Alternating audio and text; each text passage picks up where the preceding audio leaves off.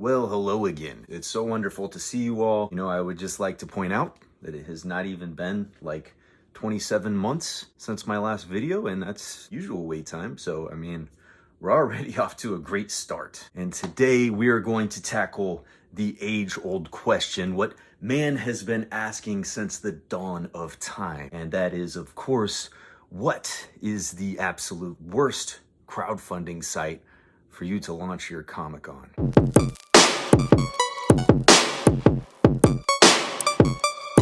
It's going down.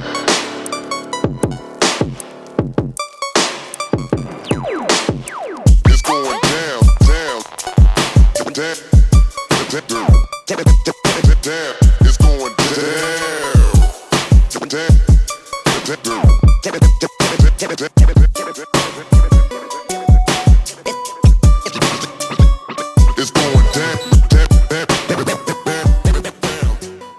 All right, so I gotta say the inspiration for this video was that I went on Indiegogo to support a couple of my friends. I think that the backer experience on Indiegogo is it's pretty bad. Now, of course, you can definitely be very successful using Indiegogo. Plenty of creators are, and in fact, some of the most successful comic book crowdfund campaigns of all time have launched from Indiegogo. But in my opinion, that has everything to do with those creators and very little to do with this website. My gripes with Indiegogo are all about the functionality of their platform for both the creators and the backers. As I understand it, Indiegogo is a victim of their most popular feature, and that would be the in-demand feature, which allows you to basically turn your campaign into a pre-order shop, which basically just allows you to extend your campaign pretty much for as long as you want. You can continue funding, which is pretty awesome from a creator standpoint, but I don't think that the website could handle the load, unfortunately.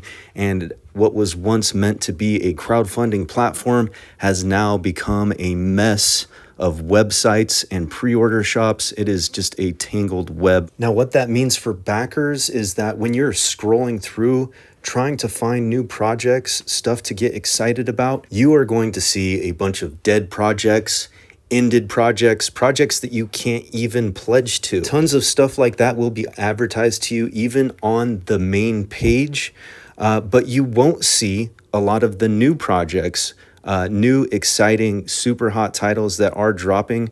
You will not see on Indiegogo because for some reason, it just kind of like falls through the cracks of the platform. And a lot of that stuff, a lot of those new projects are effectively shadow banned.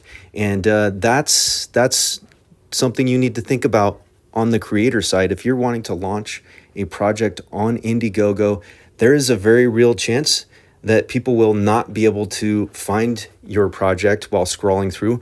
They won't even be able to do a search for it by name and find your project. And I don't believe that this is some kind of targeted attack that like Indiegogo employees are, going through these projects and finding people they have a problem with or something and trying to mess with them.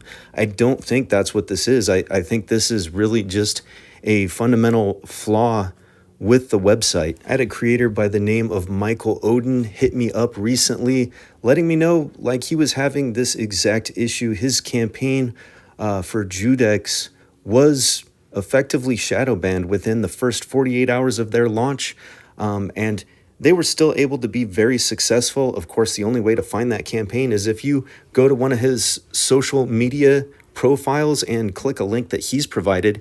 You can't even search for this title by name. He was still very successful, and when I asked him why he used Indiegogo, he said that he's always used that platform. He's always had plenty of success with it, never had any trouble until recently. And one thing I will say, if you are a creator and your following is on Indiegogo, it would probably be better for you to continue launching on Indiegogo, in my opinion, even with these problems. It might be a bit of a problem getting everybody to switch over to Kickstarter. I've seen that a lot. Like a lot of followings, they stick to one platform or the other. But my absolute favorite thing about Indiegogo is the massive fuck you that they give to every single one of your backers when they're trying to check out, once they've clicked back your project, there is a tip set up to go directly to Indiegogo. And if you don't want to give this soulless corporation a tip, you have to go in and manually change that to custom amount and type in 0.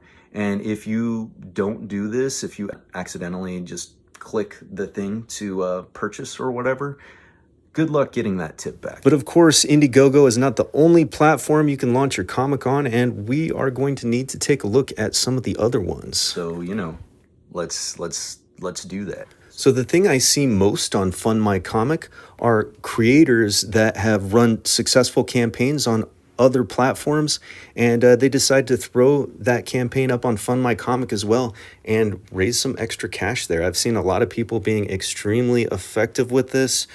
Dave Brink, he has Perfect 10. I believe he launched Perfect 10, the new issue, on Kickstarter, Indiegogo, and Fund My Comic. So he has cast a wide net. Here's another one by Rini Draws, and her Fiendish series has raised over $250,000 on Indiegogo, I believe. And then here she is. She's like, you know what? Let me throw this up on Fund My Comic, make another cool $20,000 plus dollars. And keep in mind, all of these creators, those projects were already funded on other campaigns. All of the production costs are covered. So this is just gravy. And Zoop is another platform you can launch your comic book from. It has a whole completely different vibe from everything else. I think they are going for a higher end kind of aesthetic.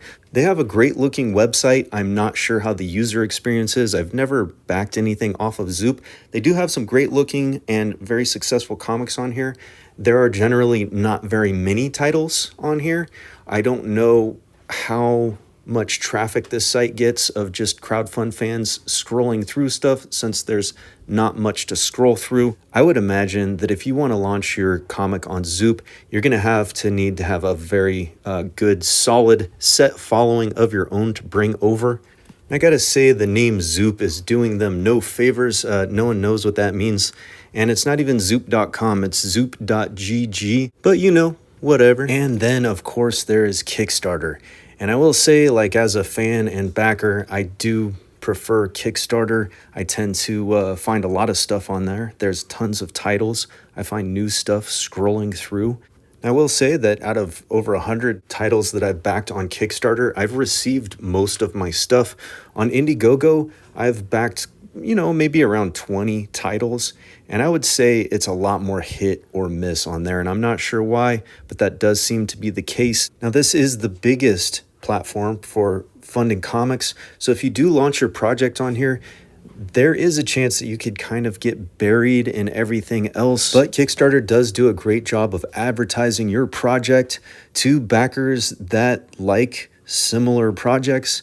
Every time I back something on there, a little thing will pop up with 3 other titles that I might also enjoy. And I do tend to get very excited about new stuff coming out. We have the Lady Death versus Zombie Tramp crossover. These are 2 of the biggest crowdfund comics out there.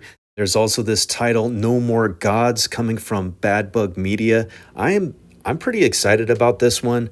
This is from Mike Tenner and Bill Stoddard. Now, Bill had a book called Nomad that I was a big fan of, so I'm pretty excited to see him writing something new. And as you know, I am a big fan of the Femme Fatales, and this one has a really cool looking sword. I am going to read the heck out of that comic when it is released. And I would be remiss if I didn't bring up Hex. This is dropping soon, and this is the 3rd ongoing title from my own studio, Akira Kurai. We're very excited about this new series, and we'll be going live on Kickstarter probably tomorrow.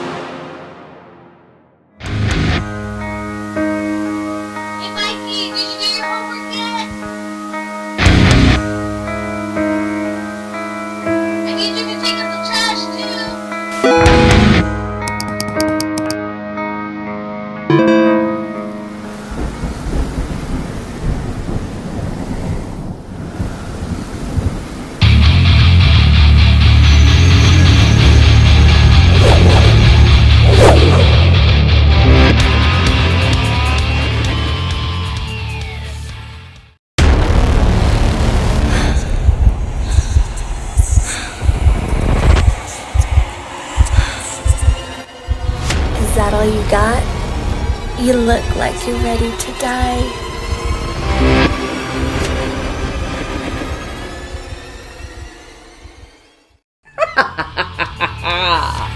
Lick my boots, dead girl.